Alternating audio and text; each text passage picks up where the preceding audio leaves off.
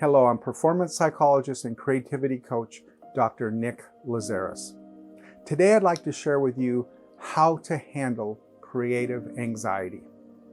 Now, as a creative, I know you found yourself feeling stuck in your creative process probably many times. Maybe you've been putting off your next art project, or maybe avoiding writing the next chapter in your novel, or maybe procrastinating practicing that piece of music you have chosen to play in the upcoming competition that you've entered. Even if your goals as an artist, creative, or performer are in alignment with your creative desires, it's possible that anxiety may be the obstacle that you're actually facing. In spite of the many excuses that you may tell yourself, including, I don't have enough time, I want to be sure that my piece is perfect, or I'll work on my art a little later, the reality is that your ability to realize your artistic dreams may be blocked by fear and self-doubt. But you're not alone in your creative anxiety. In fact, I've been coaching 40 years, and I've discovered that creative anxiety is very common among those both in the beginning of their creative journey as well as those much further along the road as an artist. Now, creative anxiety can be defined as follows. It's the experience of a sense of negative anticipation, often accompanied by physical symptoms of anxiety and stress, when anticipating creating, preparing to create, or in the middle of an actual creative process. Whether you're a novice or a professional, no one is immune from creative anxiety. Creative anxiety has, in many ways, as its foundation, the challenge of living and creating in the present. So as you focus on the future, it interferes with right now, at this very moment, as you desire to create. In fact, thinking about the future while living in the present is not even possible. It's been said that you cannot live in two places at the same time. The future distracts you. It leads you down a path where there's precious little under your control. While living in the future, you hear these words such as what if, or I should, or I need to. There's very little positive or productive thinking in these words. The future actually starts to feel out of your control.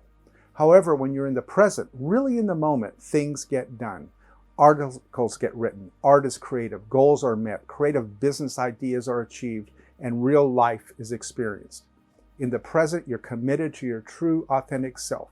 In the future, you connect with your fearful self, the one who anticipates, who becomes cautious, and who ultimately lives in fear. But there are other times, however, when you let yourself live in the past. You remember what you should have done, or the choices that you might have made that would have been better, the creative things you could have gone for. You begin to move from being present to the past, from this very moment that is under your control to looking back on how you might have created differently. In his song called Wasted on the Way, singer Graham Nash says about the fear and the self-doubt that so often holds us back from what you really want. He says, oh, when you were young, did you question all the answers? Did you envy all the dancers who had all the nerve? Look around you now. You must go for what you wanted. Look at all my friends who did and got what they deserved. The reality is creating anywhere but in the present is a recipe for disaster. Self-control and choices that will help define who you are right now and where you want to go become distorted through the filter of anxious anticipation or shameful regret, either of which keeps you in emotional prison and keeps you from experiencing the joy of creating in the moment. Now, your art becomes safe, your writing less authentic, your relationships surrounded by fear, and your business is achieved without any risk-taking. Living a life of safety leads to the death of experiencing the freedom to create. The power of being present shows up through your risk-taking and an authentic acceptance of all that you are in the moment. Presence can show itself in your uniqueness, in your quirky, abnormal way of seeing life or creating art. Yet who really wants to be normal, to be safe like everyone else, to live normally yet afraid? There's no joy or true creativity in that kind of living. I'd like to share with you two foundational skills to guide you towards the power of presence. Number one, become aware of overthinking, the mental thinking side of creative anxiety. As a creative, you're more likely consistently overthinking, which affects your confidence and leads to self-doubt about your ability to create. Overthinking often leads to excuse making.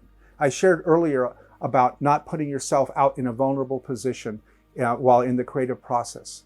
Because the more you overthink and anticipate, the more you'll experience a block that feels like a wall that you cannot break through.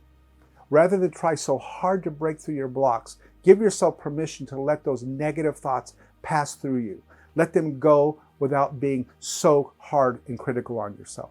Change your inner dialogue as you create. From what if my art is not accepted? What if my new character in my story is not believed? Or what if my ability to play this challenging piece of music is too much for me?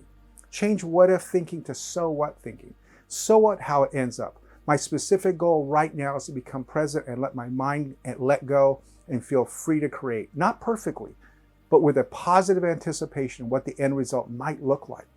So listen for and become aware of the negative, self-defeating messages you tell yourself and give yourself permission freely to go for it. Because once you buy into negative self-talk, your anxiety levels rise dramatically, physically and mentally. Your anxiety then becomes disguised and experienced as writer's block or performance anxiety. So listen for and become aware of the negative, self-defeating messages that you tell yourself. And skill number 2, practice presence through mindful breathing. This is where you address the physical side of your creative anxiety. Slowing down the negative overthinking mind in order to experience the quiet of the creative right brain process begins with intentional, mindful breathing. When you get anxious about your creative process, your breathing changes. It goes from relaxed and slow to faster, more shallow breathing. It kind of comes from the upper lung. Unfortunately, shallow, fast chest breathing is not only a reaction to stress, it creates more and more stress. You might not even be aware of this shift as it's happening. Yet it's impossible. It's practically impossible to feel tense or live in the future while you're practicing mindful breathing. Although most of you have probably heard and practiced some form of breathing techniques, the ultimate goal is to practice applied focused breathing as a regular part of your creative process. I'd like to suggest 3 simple yet powerful steps to achieve mindful breathing. Number 1, imagine there's a balloon in your stomach. Inhale slowly through your nose, completely filling the balloon with air. Then I'd like you to hold the breath for a few seconds. And then when you're ready, exhale. Exhale slowly and fully through your mouth, feeling the balloon in your stomach deflate completely as you say words such as relax or calm or focus. As you exhale, picture tension and anxiety leaving your body as you become centered and mindful about the work that you have in front of you and that you're about to create. If you find yourself overthinking while trying to relax, simply tell you it's okay to let those thoughts go.